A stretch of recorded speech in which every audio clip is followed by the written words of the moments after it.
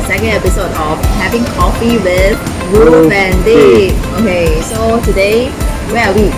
Today, we received some comments from our subscriber to call us to address some of the issues for property. So today, based on we actually handpicked a few questions, that we wanted to address, like what one of our clients told us. Why is it that they can always see us selling our related properties Just like cake. Yeah, but why is it that he has problems selling his? Not because, we are not here to belittle anybody, but we are just here to discuss the issue, and maybe perhaps we just share the top 5 reasons why you cannot sell your house.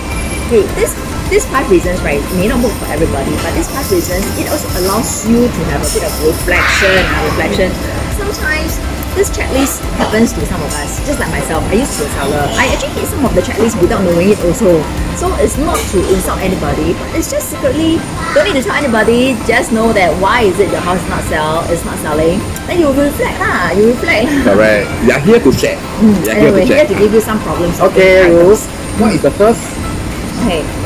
Okay, so without further ado, right, we just say on the first item, which is the most thing, that is price. Okay, so how are you going to price the price? Are we pricing the price at the right price, low price, or are we not pricing the price correctly?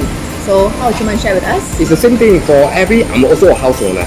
Every house owner wants their price to be higher than others. That's for sure. It's just between you and me. But the problem is we must price it reasonable. But initially for a start, if you ask us to market for you, probably we can ask higher. Definitely we ask higher. But of course, I always share with my client, our client, that first reasonable offer we must treasure. Don't let it run away. Because for almost 0.5%, most of the owner, they don't accept the first offer.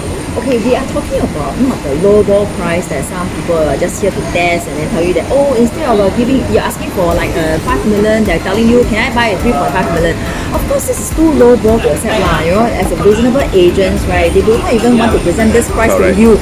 They'll just tell you that, then I'm sorry, Mr. Buyer, you may have to look for other houses and not this house, not for you. Yeah. And Ruth, I met my buyer 10 years ago. He came to see me, have a talk, and I'm so happy that he still remember my phrase. Dick advised us, take the first offer, treasure the first offer. I'm sure he's watching the video. Because yesterday we went to his house, he's also watching our video. Correct. Having said that, right, so remember to price your house properly. Your house, even though if you want to pocket 1 million profit, right, you must also see your 1 million profit checklist.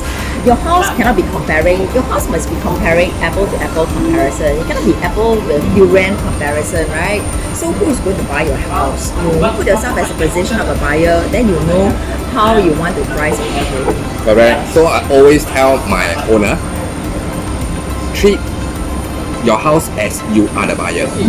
We are talking about 7 or 8 years ago, you are the buyer. How you buy this house? And right now, you turn back, you are selling your house. So, we got in the market. You get what I'm saying? But we will definitely sell at a very reasonable price for you. Okay, so the second issue of why you cannot sell a house can be a very common issue that you may not realizing it there. Is your house is a bit messy. Okay, sometimes that's the reason why you see most of the developers, why do they want to do a show flat? They spend millions of dollars to do a show flat because they want to give the best impression to every buyer. So as landed per se, right? Okay, we are not saying that you must do, although staging is good, okay, it's for people that really want to stage up the house. But if you are staying inside your house, right, do please clean up first before we even start to shoot or even we start to market the place. Correct. Beautiful picture so that we can attract buyer to call us on our guru.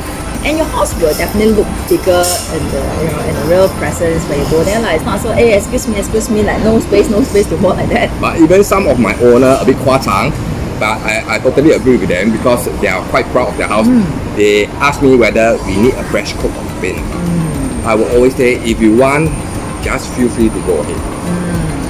Okay, so the third point, right, which is also one of the very important point is allow agents, sometimes try not to restrict natural flow of viewing. You know, at times some sellers are very excited, also wanted to chip in to discuss and wanted to show their house and then share every part of the moment of the house. Correct. Then it makes the flow a little bit challenging. And oh, it makes the buyer feel that the seller is so desperate. Correct. So usually we allow flexible timing. Flexible timing means maybe the prime timing will be, if you ask me, my flexible timing and my prime timing will be weekend 2 to 5. Yeah, but okay, we're talking about the flexibility of showing the house. I mean, we're just saying that maybe the sellers, they try not to be too over involved in selling the house together with the agent.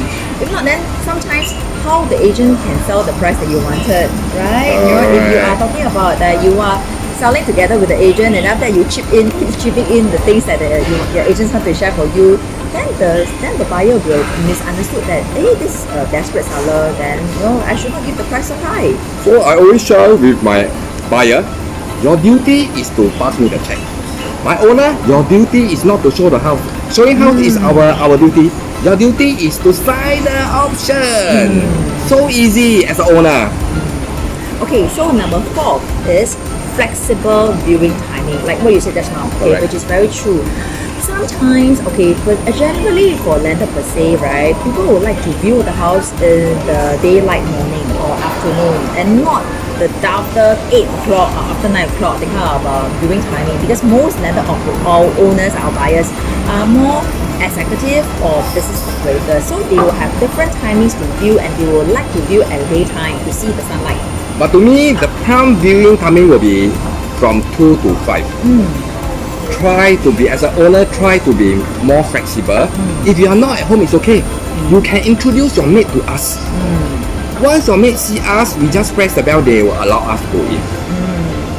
So don't need to give excuse like, talking about like you got gathering. Yes, correct, I totally agree. Sometimes someday you want some gathering with your family. Okay, I totally agree. Cannot be every weekend you have gathering. Then how to sell your house? To sell? That means this kind of sellers are honestly, they may not be too motivated also lah. You know, agents also may not be too motivated to sell for you, and also that leads us to the last point. If the sellers themselves are not too motivated, they are too emotional attached to their existing property. So how agents sell? How to expose the house fully by the agents? Correct. So sometimes if you ask me, the cost of an agent is very high. We need to go through, we need to advertise SPH, we need to do video. Right now we are looking to do video. 4th, we need to distribute flyer. All these are costs. If we have assigned one house for us to sell, definitely we go all out. We cannot meow here, meow there one. So most of my owners know our style of marketing. And if we were to expose your house fully, right, we also, okay, maybe not us, maybe agents general, we will definitely call you and wanted to be very excited to show to the right person that we have really screened through. And sometimes if the owner do not allow flexibility in showing, or the owner too emotionally attached to their existing property, then it makes the showing very difficult, and then subsequently it will reduce the chances of I want to share with you all, I forget to bring in this point. I do have an owner or seller a few years. I remember this is a true issue that they, after viewing, don't talk in front of my house. Outside the house, don't talk. I don't want the neighbor to know that we are selling. To me, it's a bit crazy, but I try not to talk in front of the house with the buyer. But sometimes buyer, they also get very excited. They walk in front to the house, take a look at the house, and come, take, what is this, what is that? No choice. Happened once, and I tell you, the neighbor walked past. The neighbor happened to be the buyer. So for buyer, anytime, any moment, the buyer might just appear. I just want to share with you, don't need to be so secretive if you are selling your own house.